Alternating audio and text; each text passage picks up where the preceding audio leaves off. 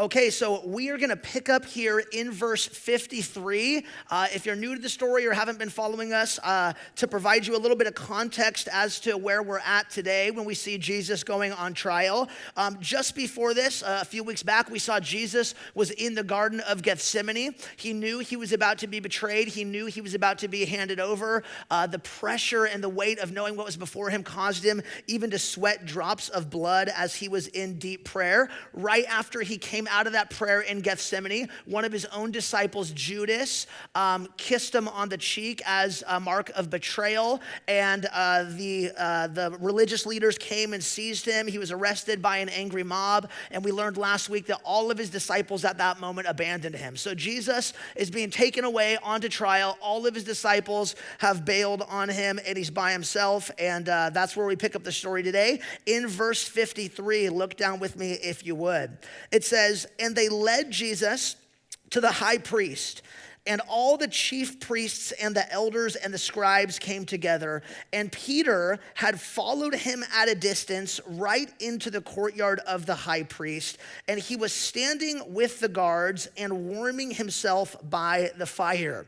So here today we begin a passage where we see Jesus on trial, and it's important to note that this is actually the first of 6 separate trials that Jesus will face leading up to his crucifixion. The first 3 trials, Jesus stood before the religious leaders of the day. The second set of 3 trials was before the Roman government at the time. So Jesus will go from Annas to Caiaphas to the Sanhedrin, then he'll go to Pilate, and then to Herod, and then back to Pilate, who will eventually deliver him over to be crucified. So we see here the first trial Jesus is on, and we catch a glimpse here of something going on. As all the disciples have abandoned him and left him, we do see one interesting thing, that Peter was there, but he was following at a distance. Now, if you remember, Peter had recently confessed to Jesus that he would go with him even to the point of death, and yet here we see that confession falling short as he kind of hides back behind the courtyard and warms himself at the fire with some of the guards who were there. And so up to this point in time, if you've been following with us in the Gospels, Peter actually had a very close and a very intimate relationship with Jesus. Peter was privileged to be a part of the inner 3. Jesus had 12 disciples, but then he had 3 who he took to places that he didn't take the other ones. Peter was one of those inner 3. And so he had a very close and intimate relationship with Jesus for most of his time as a disciple of Jesus. But here in this moment, as Jesus enters his deepest and darkest moment in ministry, his deepest and darkest moments of suffering, we see that Peter followed him at a distance. Now, this wasn't because there was social distancing rules. This was BC, that is before COVID. So it wasn't like he had to do this. I'm just saying, he didn't have, this was his own volition. He was like, I'm just keeping a distance from you. Now, the question is, why did Peter do this?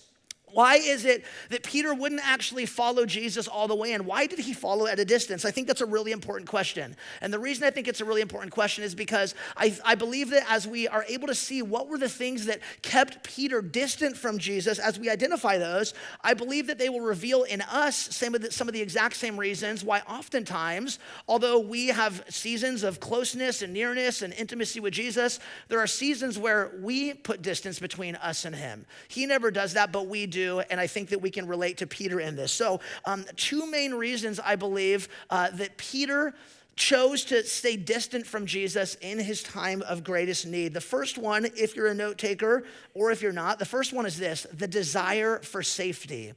The desire for safety. Safety is one of the most basic human primal instincts, right? And distance creates safety.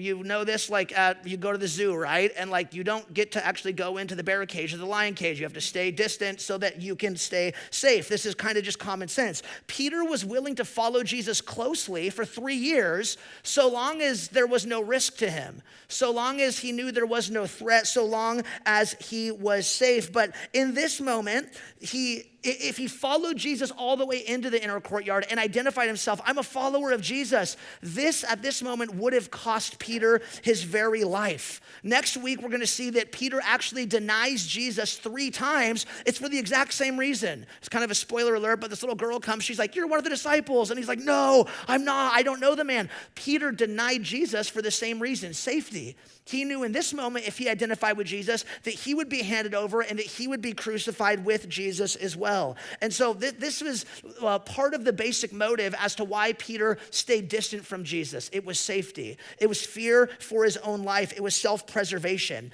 And what was true for Peter in this moment is actually true for many Christians all around the globe who are persecuted for their faith. There are many Christians who have to practice their faith kind of underground or in isolation because, and this is the norm in most of the world, there is persecution. There's places where it's illegal to be a Christian, where if people hear you're a follower of Jesus, that could cost you your life. And same was the case with Peter here in this moment. But the reality is this, here for us where we live in America and here in the West, the cost is actually far less. We don't have the threat of, if I go to church on Sunday and the government finds out, I'm going to get thrown in prison, I'm going to be killed. We don't have that. We have the blessing and we have the privilege to be able to practice our faith in open, which is a huge blessing. And yet the crazy thing is for us, although Christians all over the world face what Peter does, oh my gosh, if I actually get close to Jesus and people find out, it could cost my life.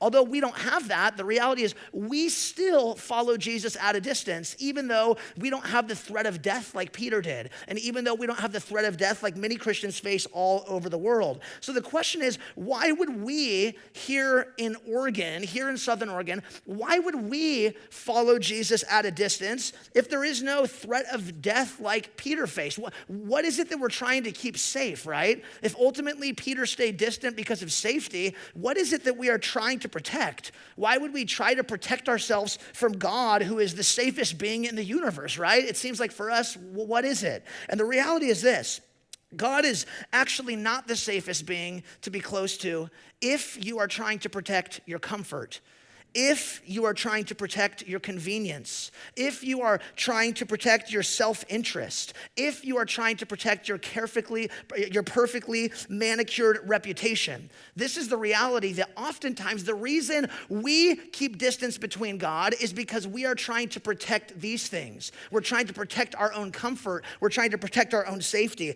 Peter not only followed at a distance because of safety, he knew it would cost him his life, but we see in verse 54 that he was actually warming himself by the fire. What is that? Comfort. He said, I want to sit here by the fire. It's cold out. I'm choosing comfort over Jesus. He knew to go in would not just be a sacrifice of his life, but a sacrifice of the comfort and the warmth of the fire where he was sitting with the guards. And so again, the reason that we often place distance between us and God like Peter is because we're trying to self-preserve our own comfort. We're trying to preserve our own relationships. We're trying to preserve our identity. We're trying to preserve our money. We're trying to preserve our opportunities. We're trying to preserve our comfort. All these things, we know that if I get close enough to God, these things could be at risk. There is a risk involved that the closer I get to Jesus, the reality is sometimes some of these things have to go. To follow Jesus closely is dangerous because to follow Jesus, he said, if anyone would follow me, let him take up his cross and follow me. Let him deny himself. Let him esteem others as higher than himself. To follow Jesus is not the way of comfort. It is the way of self-sacrifice, not self-preservation. And so when it comes to following Jesus closely, the reality is a lot of us follow at distance to keep safe the comforts that we have, to keep safe the things that we've built up in our life. And so the question for us today is just simply this: what are those things in your life that you're holding on to? What are those things in your life that you are protecting at the expense of being close with Jesus? Is there anything in your life that you're like, man, I actually don't want to get too close to Jesus because I know if I do, this may have to go. I may have to cut out this relationship because I know this relationship with this guy or with this girl, this isn't a good relationship. And I know if I get close to Jesus, he's going to convict me and say, hey, this is not healthy for you. So I'm going to keep distant from him because I want to preserve this relationship. I know if I get close to Jesus, man, the way I'm using my finances, just all for me, all self-interest, all whatever I want. I don't want to get too close to Jesus because he may call me to be more generous. He may call me to give a little bit. He may call me to help those people. He may call me to help a ministry. And so for safety and preserving my own finances, I'm going to stay a little bit distant from Jesus. It's different for everybody, but it's important for us to just take time and at least think about practically, what are those things in my life that that are creating distance between me and Jesus? What are the comforts that you're holding on to that you're scared if you come to Jesus, he's going to call you to sacrifice a little bit. He's going to call you to give it up. Again, following Jesus is not the way of comfort. It is not the way of safety. It's actually a dangerous way of life where at any moment we're saying, God, I'm submitting everything in my life to you. And whether God calls you to give up relationships or finances or opportunities or whatever, the response for a follower of Jesus is not as I will, but as you will, just as Jesus said, in submission to the cross itself. So number one, I believe the primary reason Peter kept distant was desire for safety, and I think we can all relate with that as well in a different way, trying to preserve and keep the comfort of our lives just as Peter did, warming himself by the fire. The second thing, though, that I believe kept Peter distant from Jesus on an even deeper level, that again is maybe something that keeps us distant from Jesus, is discouragement and disappointment. Discouragement and disappointment. Here's a question. Have you ever been disappointed with God? Have you ever been discouraged at what God has or hasn't done in your life? Have you ever felt like God didn't come through for you in the way that you thought he should? Now, I know it sounds irrational and it sounds illogical that us as human beings would be disappointed with God, right? That sounds kind of irrational, but the reality is this. This is a real part of living as a human on earth in a fallen, broken world. As human beings, we will all go through seasons, no matter how close you are to God, no matter how long you've known him, you will go through seasons of your life where you feel like God has let you down. And the natural tendency in those seasons when you feel like God has let you down is, now I'm gonna create some distance between me and God. And this is exactly what happened with Peter. Peter had so much expectation in his heart for who the Messiah was going to be.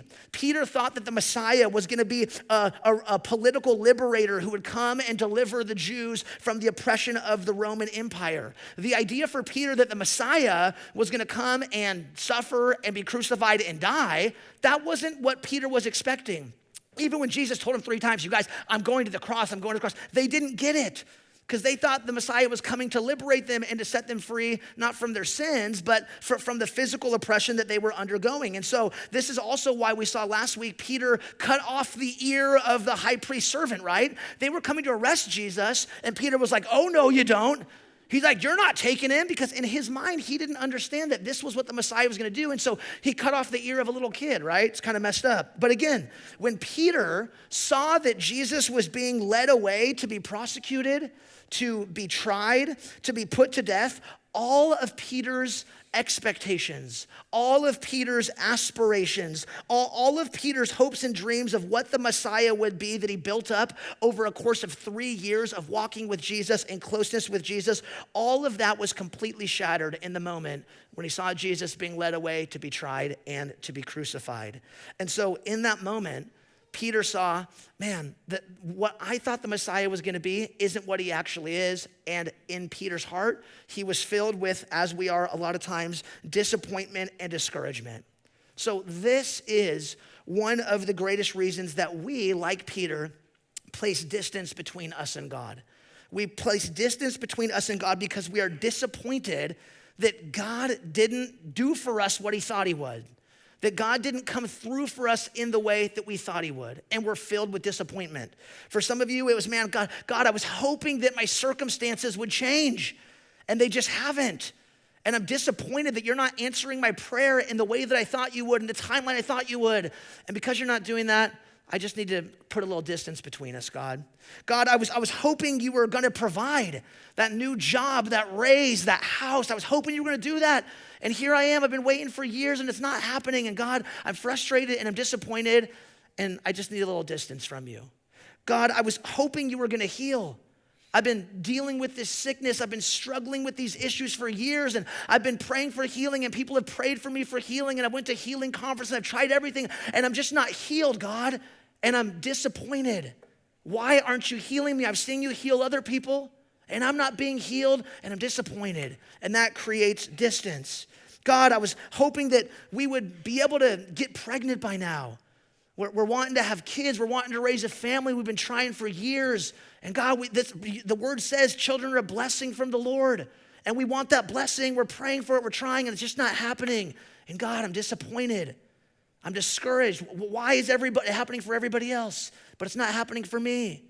God, I was hoping my marriage would be fixed. I was hoping it would work out. Marriage is a good thing, right? But why are they still leaving me? Why don't they want to work on it? Why haven't you changed their heart? And we're disappointed, and we're frustrated, and we're discouraged, and that translates into distance. God, I was hoping by now you'd bring that special someone. Seems like everybody else is getting married except for me, right? The curse of singleness, as we think. We need just a better theology of singleness. Singleness is a blessing. It's just a different season of life. Most single people go, I can't wait to get married. Most married people are like, man, it was kind of nice being single, right? Like, that's just how it works. You always want what you don't have. That's the reality. But again, fill in the blank. God, I was hoping, what is it? What is it you were hoping for that God didn't do? And when God doesn't do what we hoped or thought or think he should do, here's what happens. When God doesn't do what we think, what we hoped, that leads, like Peter, to disappointment, to frustration, and over time, that disappointment translates into distance. If you continue to harbor just bitterness towards God because he didn't do what you thought, the natural progression, if you just harbor that, if you're just disappointed and frustrated with God and you don't deal with it, here's what happens. You just grow distant. Not because God is distancing himself from you, but like Peter, we're saying, yeah, I just don't know. Just don't know if I can trust you anymore. Just don't know if you actually care about me anymore. This is the reality. But here's the good news, friends. The good news is this, that God does not leave us in our disappointment. God does not leave us in our discouragement. God does not leave us in our despair. God always comes looking for us when we place distance between us and him. He never creates distance. He always fills the gap. He's the God who leaves the 99 to go search after the one that has strayed from the flock. You're the one and you're like, man, I'm distant. I'm away from the flock. I'm doing my own thing. God pursues us in the midst of our disappointment, in the midst of our frustrations. He wants closeness. He wants intimacy. He wants to show us how good he truly is, even when we don't want it. That's how good God is. So here's the question. Has your disappointment, whatever that is, and everybody has it. There's nothing wrong with that. There's nothing wrong with being disappointed in God. It's a part of life. Things are not going to work out the way that we thought or the way that we think God should do it. It's just not the reality. Has your disappointment created more distance between you and God, or has it actually led to deeper intimacy and deeper trust in God? Because here's the good news. Disappointment and discouragement, it does not have to translate into distance. It actually can be an invitation for deeper intimacy. If you realize, God, I'm frustrated, I'm discouraged, I'm disappointed, we have two choices. I can get distant from God. I can step farther away. I can start doubting who he actually is and doubting his character. Or again, it's an invitation for intimacy. If you look all throughout the scriptures and you see the heroes of faith, name your favorite Bible character. Wow, look how amazing they were. Every single person in the scriptures got frustrated and disappointed with God, and things didn't go how they wanted. If you read the Psalms, so many of them are people, the psalmist David, crying out to God in their disappointment, in their grief, in their frustration, and that's where deeper intimacy happens. So you can run farther from God with your disappointment, or the invitation is you can actually come to him with those disappointments. And you don't have to process it by yourself. You can say, God, I'm actually so angry at you. I'm actually so frustrated. I'm actually disappointed. God actually wants that, right?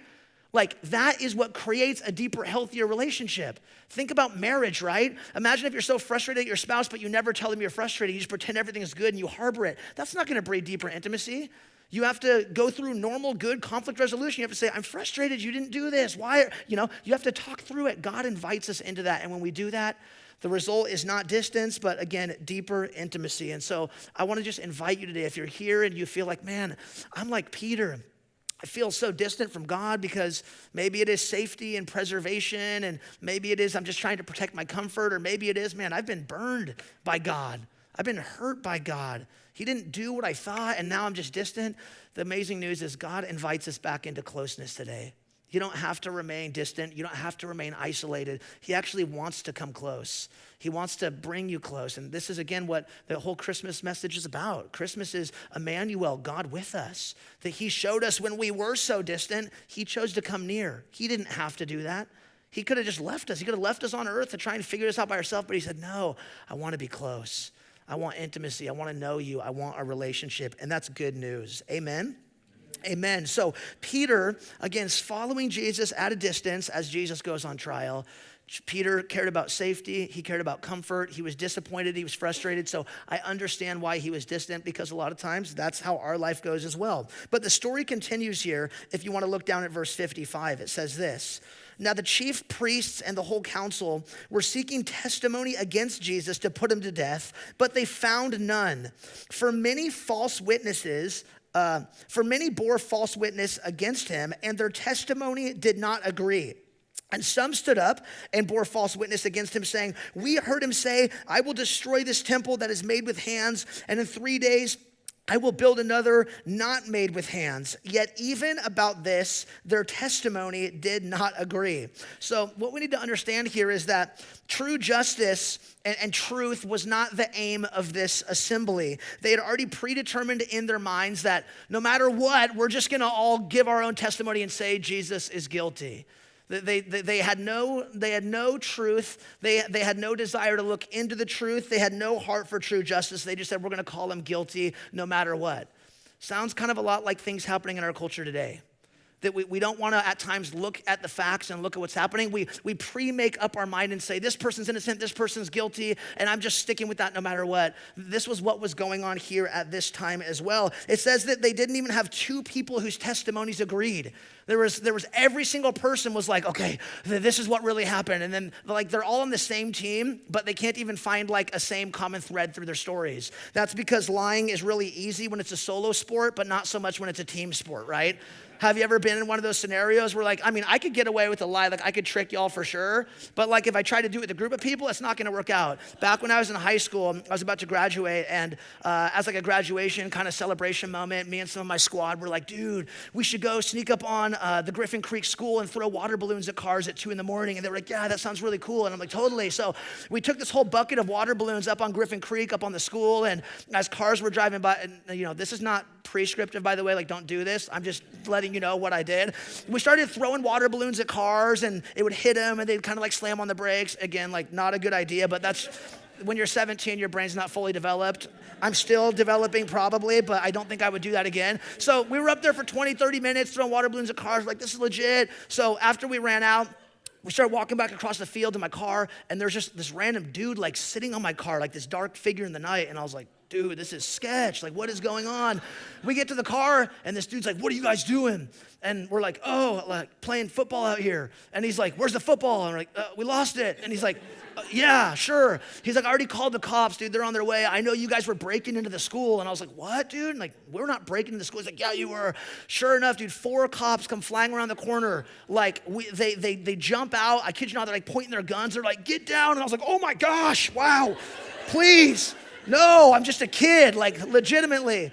And so they had us all like one at a time, like back up, and they threw each of my buddies in a car, and then they asked each one of us privately, like, what were you guys doing? And legit, like everybody's story was different.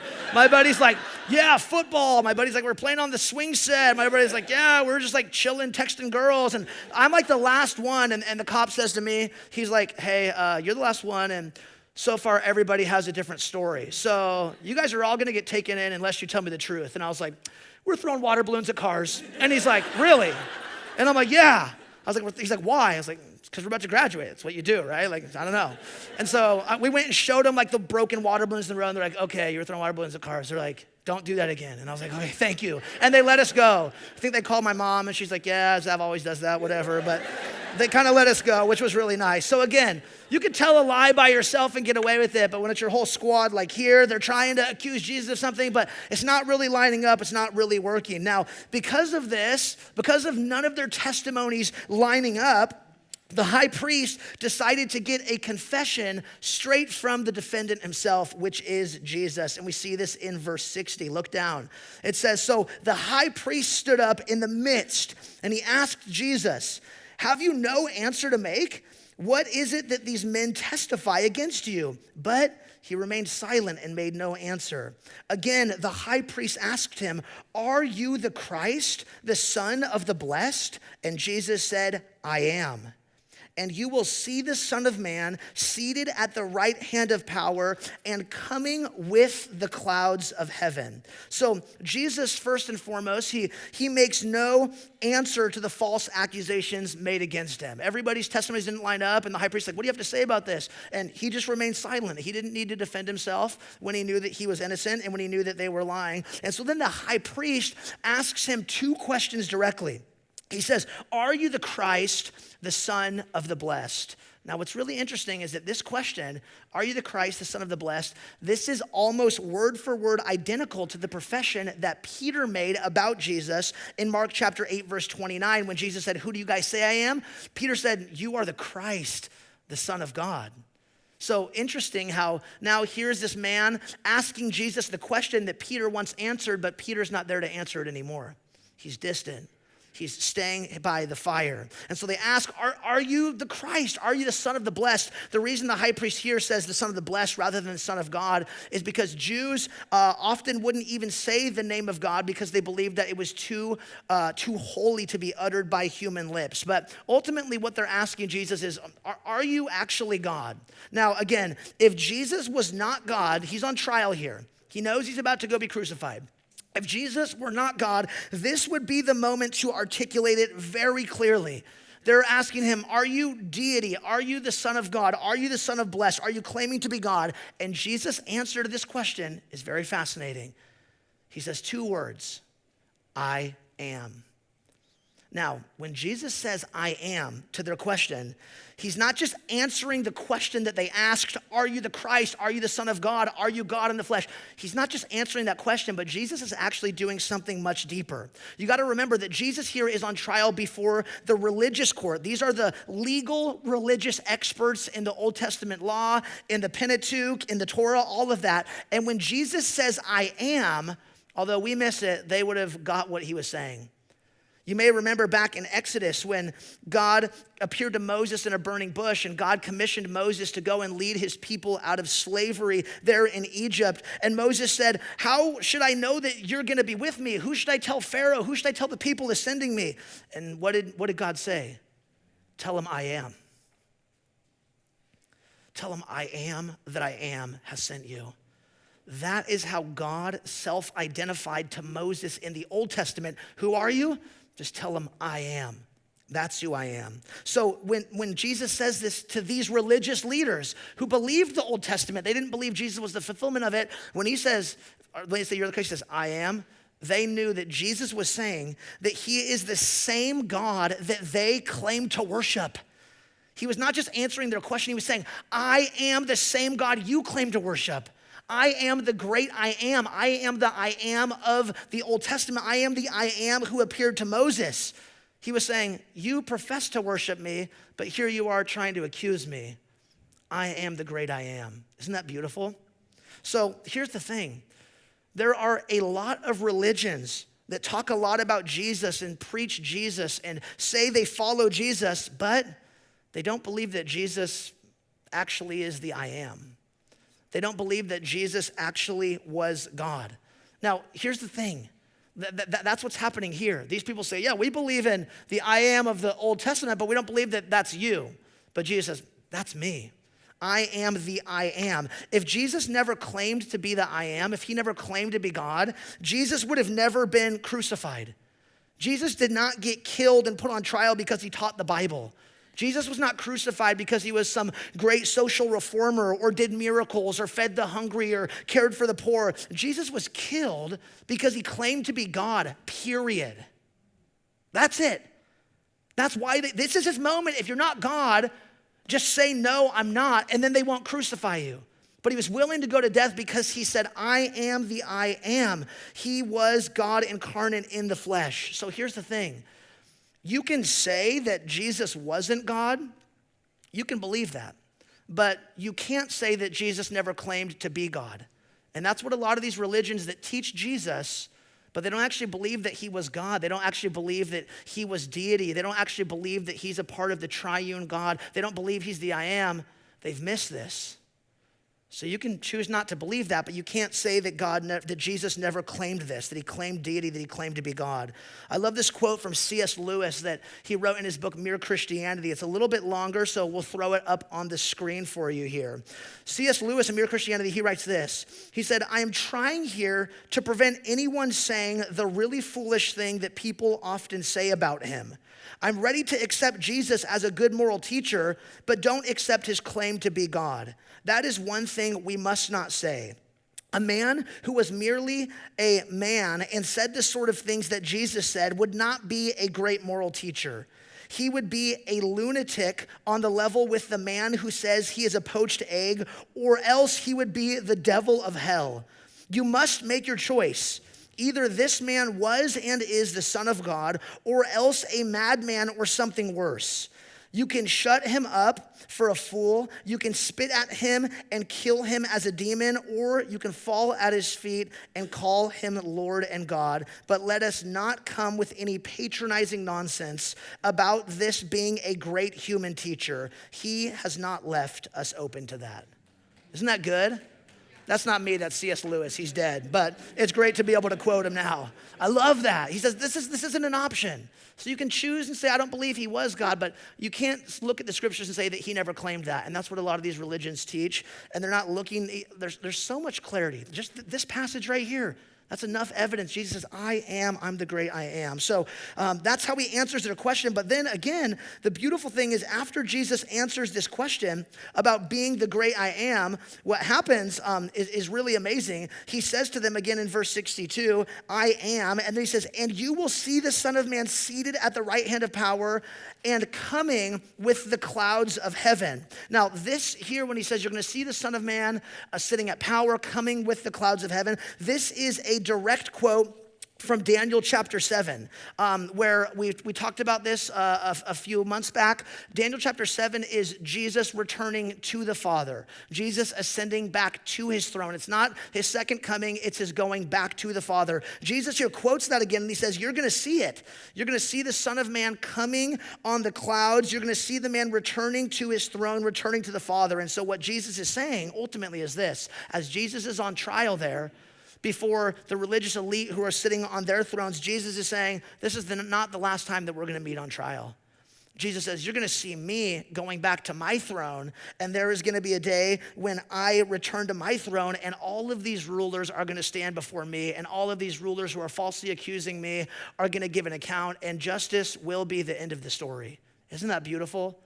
For me, this gives me so much hope in the midst of a time where it seems like there is so much injustice and there is so many trials that it's like, why did this go this way? How did this happen to this person? This person is accused falsely. All this is going on.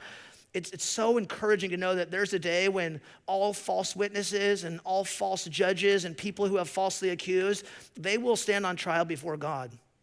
They will give an account for their lives. So this is the beautiful thing about at the end of the day, when we live in a world that's full of injustice, whether you see things one way or another, at the end of the day, all things will be made right. When all rulers, when all judges, when all lords, when all people stand before God, there is going to be a day that will happen, and justice will be the end of that story, which is, for me, it gives me so much hope. Living in a broken world gives me so much hope, knowing that God knows what is true, God knows what is right, and God will actually bring all things to right at the end. So the story closes here in verse 63. After Jesus said this, it says this, and the high priest tore his garments and said, what further witness do we need? You have heard his blasphemy. What is your decision? And they all condemned him as deserving death. And some began to spit on him and to cover his face and to strike him, saying to him, prophesy. And the guards received him with many blows. So after Jesus says this, he says, I'm the I am. And all you guys who are trying me, you're going to stand on trial before me one day. as Jesus says this, the high priest loses it. It says that he tears his garments, which was a sign of a deep expression of grief or anger. He was probably both grieved and angered that Jesus was claiming this. And so finally the verdict is out. And although none of the testimonies aligned about Jesus, they all said he's deserving of death. He's guilty of blasphemy. Now, the interesting thing of this accusation that Jesus was crucified on account of blasphemy, the Jewish law, again, these are the experts of the Jewish law. The Jewish law carefully defined what blasphemy was. It was to curse the name of God. And it's interesting that Jesus never even did that. The thing that they were accusing him of, blasphemy, he never cursed the name of God. He actually blessed the name of God. And so although this charge, again, was without any legal grounds for blasphemy, they still proceeded to beat him. They still decided to strike him and spit on him. And ultimately shortly after this, Jesus will be delivered up to be crucified. So in closing today, two kind of just final thoughts and takeaways, I'd say, for two different groups of people. For the first group of people, I would say this, that there are some of you here today who, as you're wrestling with this story, as you're listening to this story, you need to really wrestle with the claim that Jesus makes. The claim that Jesus makes to deity when they say, are you the Son of God? Are you the Son of the Blessed? And when Jesus says, I am, not just answering that question, he says, I am the same I am from of old. I am the same yesterday, today, tomorrow, and forever. Some of you here need to wrestle with the claims that Jesus made about his deity and all the implications of that. If you're here today and this is a journey that you've been on a journey trying to find truth, trying to find God, trying to find the answers, I would say that this is a great starting point.